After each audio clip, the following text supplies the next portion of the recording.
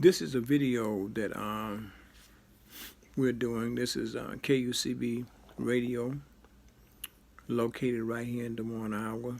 Uh, just want to give you a little background information about KUCB radio. We were privileged to have a low-powered, non-commercial, 10-watt education radio station here in Des Moines, Iowa for about 20 years. We were on the air.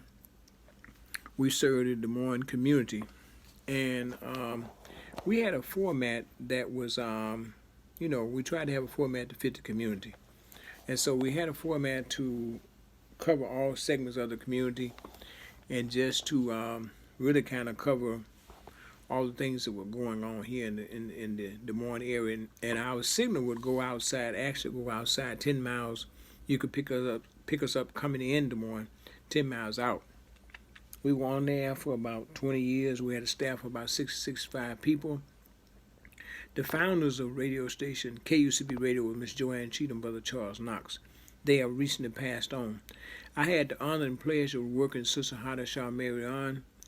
We did a show called the International Found Call Hour, and we did a weekly show called the African Liberation Hour, where we talked about various issues. This segment, I wanted to just mention to you since Michael Brown was murdered in St. Louis. This is in 2014. So much stuff has occurred, so much has happened since that time. But I don't know if you recall or not, 6 black men that had ties to the Michael Brown, the whole Michael Brown movement, the whole Michael Brown murder, the whole protests and all of that went on during that period has died since that time.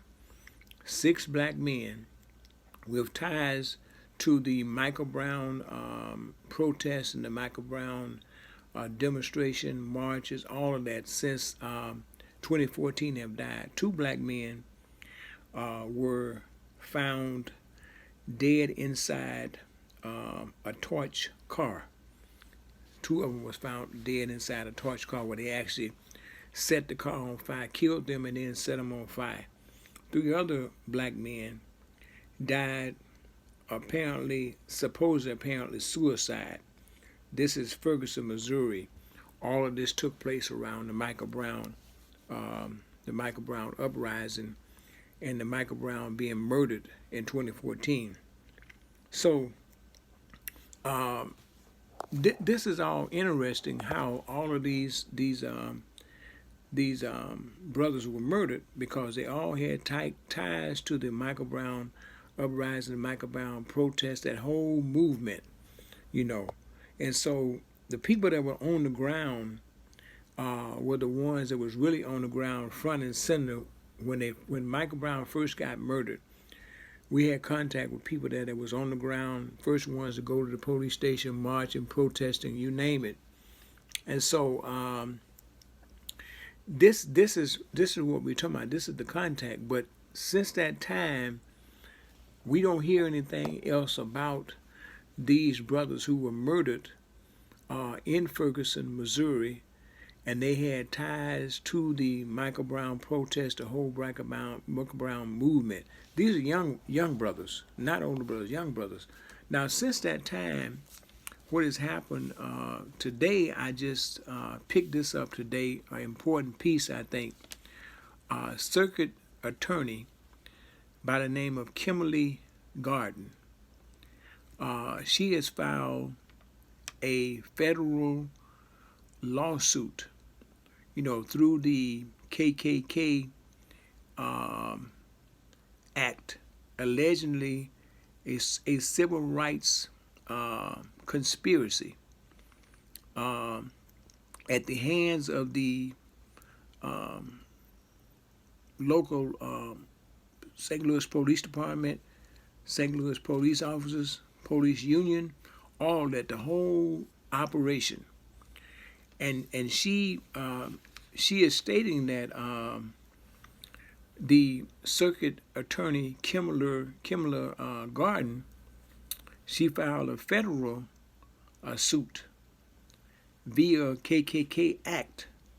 And Kimberly Garden said that her attempts to address the St. Louis long history of racial inequality,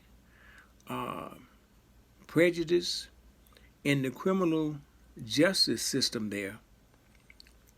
She says she has been met with a broad complaint of collaboration and conduct to get her out of office before she can implement her progressive agenda. And so this is what we see happening oftentimes. This is important that we take note of this. One of the levels of injustice that are going on right now as we speak, one of the levels of injustice that's going on right now, in Islam, we have justice and placing things in their rightful place. It is a part of justice in Islam, placing things in their rightful place. It also means giving others equal treatment. See, that's the justice that we have in Islam, placing things in their rightful place and also giving others equal treatment. This is what we have in Islam. So what we see happening around the country is that this level of racism is to anybody that's progressive, that's standing up progressive. It can be attorneys. We saw a Muslim U.S. Judge in New York who was murdered, a Muslim judge who was murdered in New York, that was already in office now. Mind you, she was in office, but she was progressive. She was found, her body came up in the Hudson River where she was actually murdered. We saw in Columbus, Ohio, where the sister Evans, a young activist, a black woman in Columbus, Ohio, who was murdered. Her body came up in the Columbus, Ohio River. So we see situations like this where progressive people, it could be male or female, who are standing up, who are fighting against injustice, who are speaking out, who are taking this thing to the limit. All of a sudden, we see those people coming up murdered. We see them coming up sometime disappearing. We see them sometime they try to put this thing on, like these young brothers in Ferguson, Missouri, that some of these young brothers actually end up hanging themselves. This is the level of the racism they tried to put on these young brothers. The other two brothers who were found had been shot and found murdered in a car, and they actually torched the car and set it on fire. So all these kind of acts of this is clear the era of the new Jim Crow. This is what we see. These kind of acts are the same kind of acts we saw in the past when people began to challenge the Jim Crow system. When they began to challenge that, we're talking about 1950, 1940, 1960. These are the kind of criminal acts that we saw come out and we saw people doing. So we wanted to bring that to your attention because this is a serious piece. The other thing that's serious about this is that all of these black men who was murdered in Ferguson, Missouri, around the whole surrounding of Michael Brown's murder in Ferguson, Missouri, which sparked off the protests and uprising there. All the young men, these 6 young men who was involved in that whole movement, all of a sudden they come up murdered. All of a sudden they come up supposedly committed suicide. So this sister, the circuit attorney, Kimberly Garden, she has filed a federal suit to expose all of this corruption, because that's really what we're talking about inside the St. Louis Police Department, the police union, just to expose that whole history of racism and racial inequality all of this is in the criminal justice system. These are the kind of things that go on in the criminal justice system. And so what we are seeing now across the country, we're seeing all these kind of criminal acts that has been going on, went on.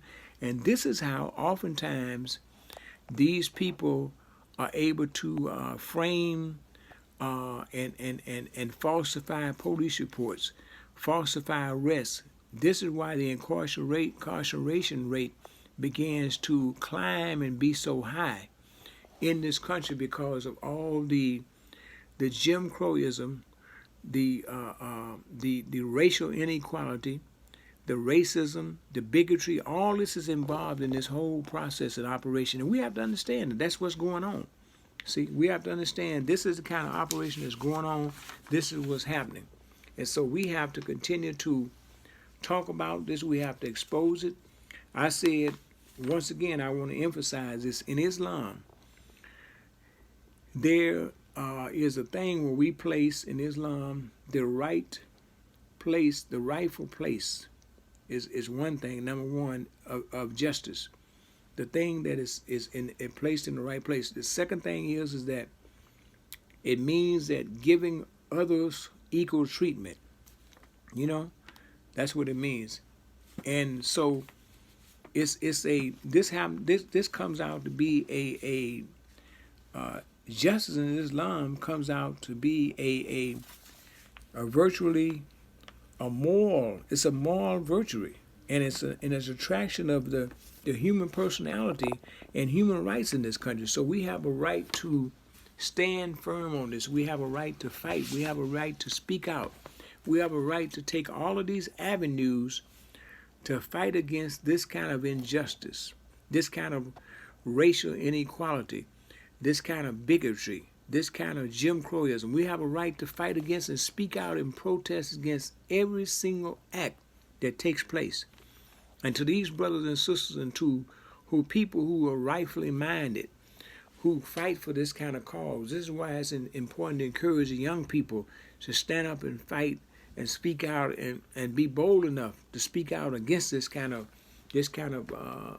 racism that's going on in this country. And it's across the country, y'all. It's not just in one single place. It's all across the country.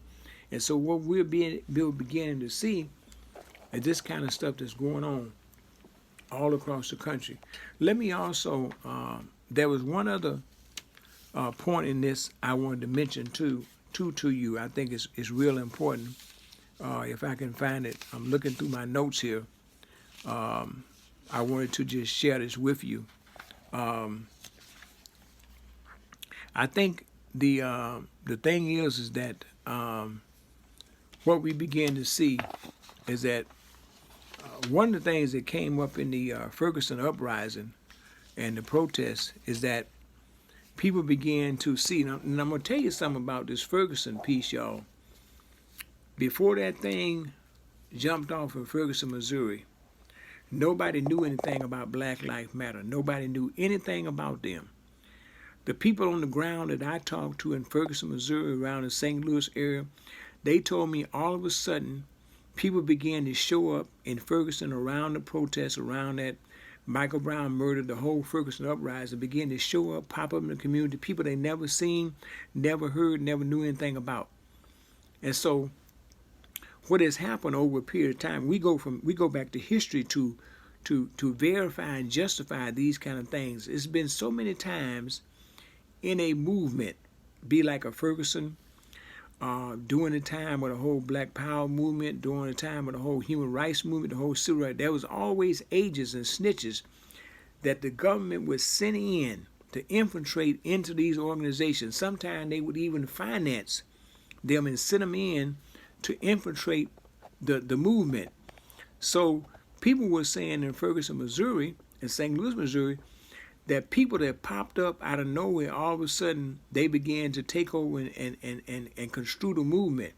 And we didn't hear anything about Black Lives Matter until the Ferguson uprising. Some people were saying that these people were paid and financed by the government. They put them there, placed them there. All of a sudden now, we see Black Lives Matter groups all across the country. Let me tell you something that's real interesting about this time that we're living in. Take any major city you wanna just pull out. Isn't it interesting how back in the day, when something was going on, when so much was going on in the community, people would always, the community leaders, I guess all of a sudden they have gone and been co-opted, or they all have turned into house Negroes. I don't know. Because it seems like they're scared to say anything. They're not only scared to say anything, they're scared to do anything. I ain't talking about just doing something around Dr. King's birthday. That's what everybody do every year. That's the only time they can come out and be, I guess, be really firm is around Dr. King's birthday, which is once a year. What I'm saying to the community out there who may catch this KUCB broadcast, isn't it interesting in today's time where you don't see nowhere in the country where we used to have town hall meetings where we would discuss the seriousness of what was going on in the black community. We used to talk about that. There's no town hall meetings. And so what has happened, so many of the leaders have been co-opted, been bought off. So many of the black ministers, black churches, they've been given that hush money to where they can't say anything and they can't do anything because of the money that's been given to them, the grant that's been given to them. They can't say or do anything because that money is to keep quiet and don't say nothing, don't do nothing. As I said, there used to be a time when there was an emergency in the community. There was an emergency situation. People would call a town hall meeting to sit down and strategize and talk about plans and plan of action. We don't see that anymore. That's because so many leaders have been co-opted. So many of the black churches, black ministers have been given that money, that hush money, for them to be quiet, not to do nothing, no kind of movement. Because if they do something or say something, make any kind of uproar, that money is not going to be given to them. They're not going to be financed no more. So this is what we see happening in the community, in black communities across the country. You just, like I said, take any major city. Look, when you think, this on a serious note, when you think with all the black women, all the black kids, all the black men, black boys who are missing now. I just saw today 552 kids in Cleveland, Ohio are missing, 700 and some adults, 740 some adults. That's just Cleveland alone. Think about all the other major cities, Chicago and all the other cities, Philly, where black women, black men, girls and boys are missing. Wouldn't you think that the black ministers, the black churches, the black leaders would be talking about this, be having a town hall meeting, calling the community? You would think that they would. But like I said, between the house Negroes have been co-opted out, been bought off, and between the black church and black ministers, there you go. Once they get that money, once they agree to taking that money, they can't do anything. And this is why you see now in most black communities across this country, nothing is going on. It's like just silence. You know what I'm saying? Even at our worstest time, in 1940, 1950, the black community, they were speaking out. They were marching. They were protesting. They were speaking out against the injustice. You don't even see or hear about that anymore. That's because of that hush money. The ones that have got the hush money are the house Negroes who've been bought off by their master. You can take the flip any way you want to. That's what has happened. And so this is what we see going on. This is why every chance we get, we need to speak out boldly against this kind of injustice that's going on across the board. KUCB Radio, our motto is truth is the wealth of freedom, and we communicate to educate and organize. We will continue, inshallah, to bring you broadcasts and try to get this out to the people, mainly to the people, especially to the youth. That's our main concern, is the youth. It's no accident that they have a large amount of our people that's incarcerated. That's no accident, y'all. This is by design. See, this is by design. And the people that has the most influence, so many of our brothers and sisters who have the most influence. They're either incarcerated, some of them have passed on, but the ones that are still here, have you noticed they are so quiet you don't even know they're around. The only time they come out and do something is Dr. King's birthday. Everybody comes out for that. After that, everybody go back in the house, go back in the closet, lock the doors, be quiet, be silent, don't say nothing, don't do nothing. No action until next year. This is the state of mind that we're in. This is the state of affairs that we are in at this particular time. Brother Jamal here, KUCB Radio. Our motto is truth is the wealth of freedom, and we communicate to educate and organize.